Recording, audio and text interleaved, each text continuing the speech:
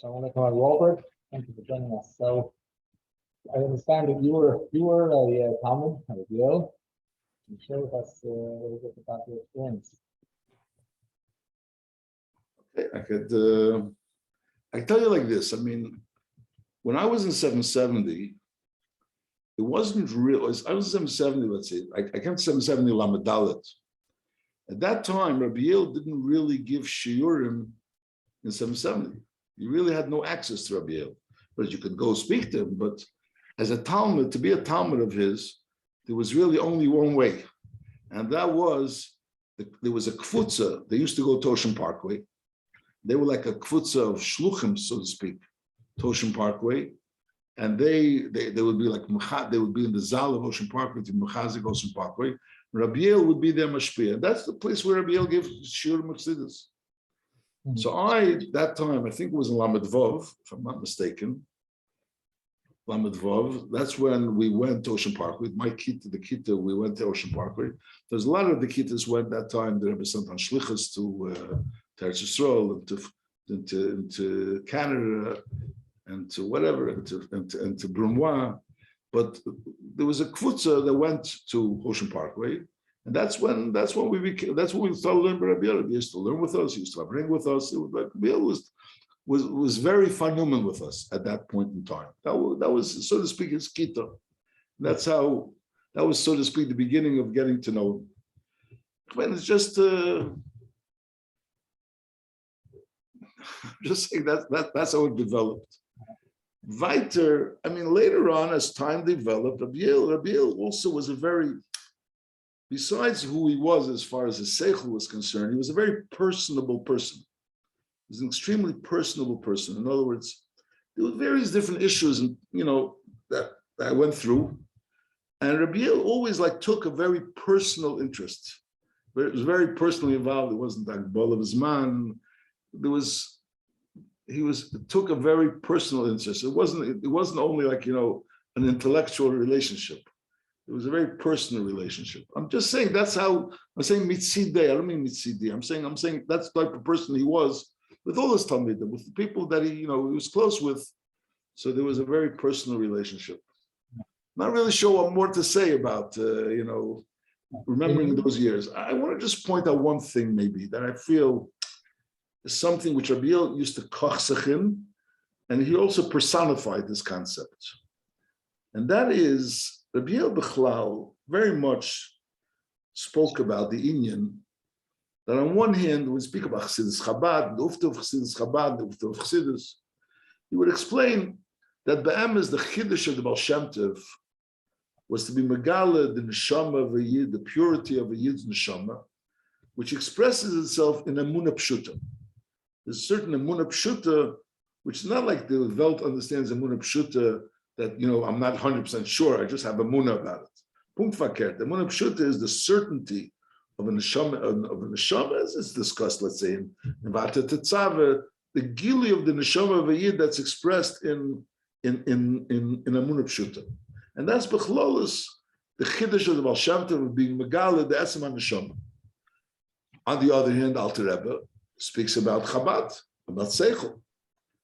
And there were those that argued with Alter Rebbe. They timed it that if you'll have seichel, so then you're going to lose out on the emunah pshuta, because then it's going to lose the pshitus. And the truth of the matter is that Alter Rebbe is timed fakert, that if emunah pshuta cannot come down into seichel, so then it's missing in the emunah pshuta. In other words, the atzmus of the yid is so pure that seichel is not a hagbola to that atzmus. That was the nekuda that Rabbi Yale spoke about very, very much. And so the idea is that seichel is not like seichel of chkira, like a chkira dik seichel. The whole gather of the seichel was that the emunah should be leichten in seichel. I remember, I remember saying over from Rabbi Michael Apotzker that they asked him, "Was when der Ufte von Alten Rebbe?" So he started draying with his finger, and said, "At der Bein vom Kop hat verstanden Havaya Chod."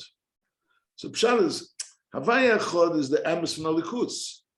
And the Amos Elikus came down even in Seichel. So no, it's not a chkiridika Seichel. It's like, I'm just saying, but Rabbi Yale, I'm not talking about him Madregas.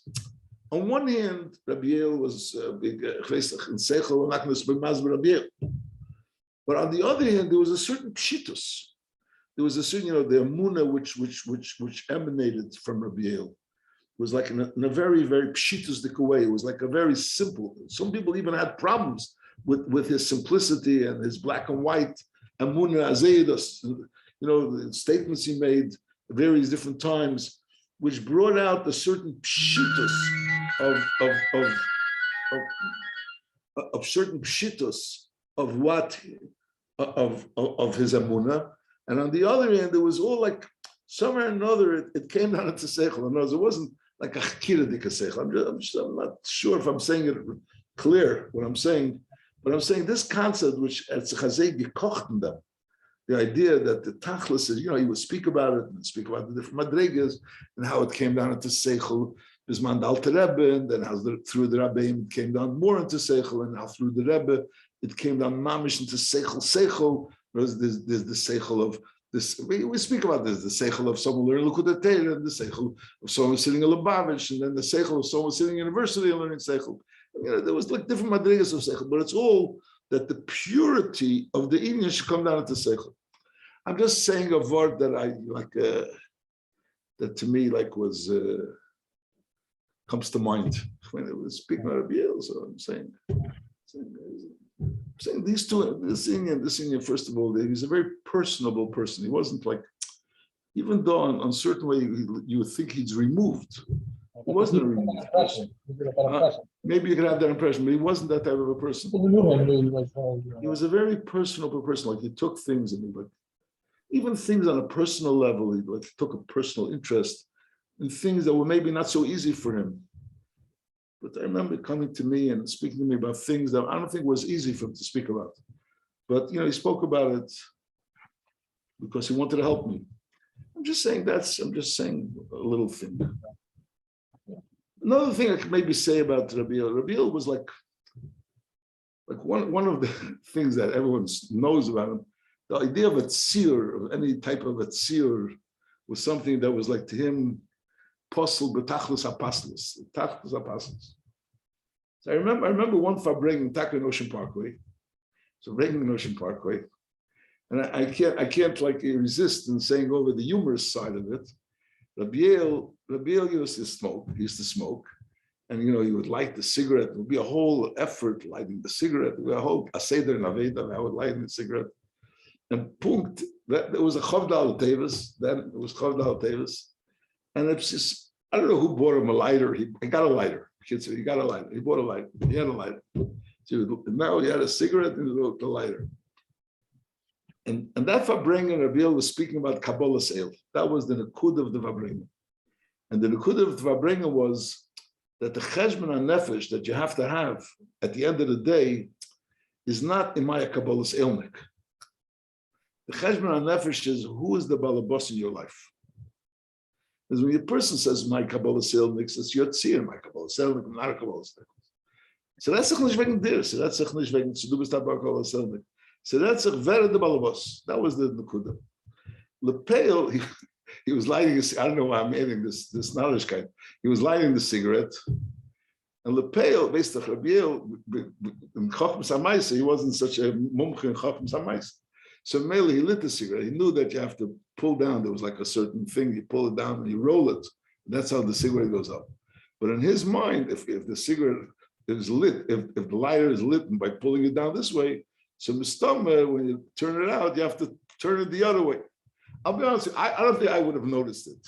But the Zwischen the Chevre that were there, they were like Chevre, which whatever, it was like Pasha, they burst out laughing.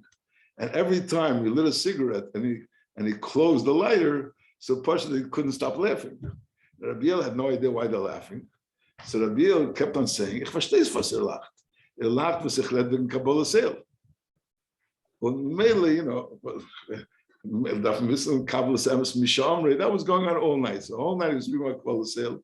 All night he was speaking about how you have to be with Kabbalah Sale, and you shouldn't be the tzir of the Kabbalah Sale, but that was the Nekud of the word, which is all the shitase of this word, this Indian of no tzir. And on the other hand, Rabbi Yale was gekocht. that in the case, Moshe, that was also a big thing by him, that in the case when Simon Tzachvafat Samayonis, so the idea of not being a tzir, again. In other words, you shouldn't be a tzir of not being a tzir, because being a tzir is not a stira to bittul fakir. Just like seichel is not a stira to Amunah Pshuta, so being a tzir is not a stira to bittul, because you're being a tzir mitzad the bittul. You always had the story, the famous story with the Moshe, with the Moshe, that Moshe, the story with the Moshe. That was also a story by him, was says so we kochten them. That Mr. Nefesh, that's a Haris gewesen. I'm sure you have other people to talk to there. No, but that was him. That was besides what he spoke. That was the non-seer, fully committed to the Indian, to the idea, to the truth of what he was. I can't hear you. There was no. Sorry. There was no. It wasn't about the person. It wasn't about him. It wasn't about the person. It was about the. Yeah, it was about the Indian. Yeah. I just feel that like it's important to say that you know how many people feel so like indebted to him for their understanding a little bit understanding of Chassidus and a little bit understanding about what Chassidus is and what the Rabbi is and what Chabad is and what Mashiach is. So many things that people like many of us. I mean, all the people that learned by him. I mean, all the people that learned by him were touched by him. That's, I think, something you have people. I remember once hearing from Mrs. Khan. She was saying there's the Talmida and there are people that are in your class. There's different madregas. People that are in your class and Talmidos. He had the Talmidim. He had Talmidim, a lot of people Talmidim, and all the Talmidim today are Talmidim,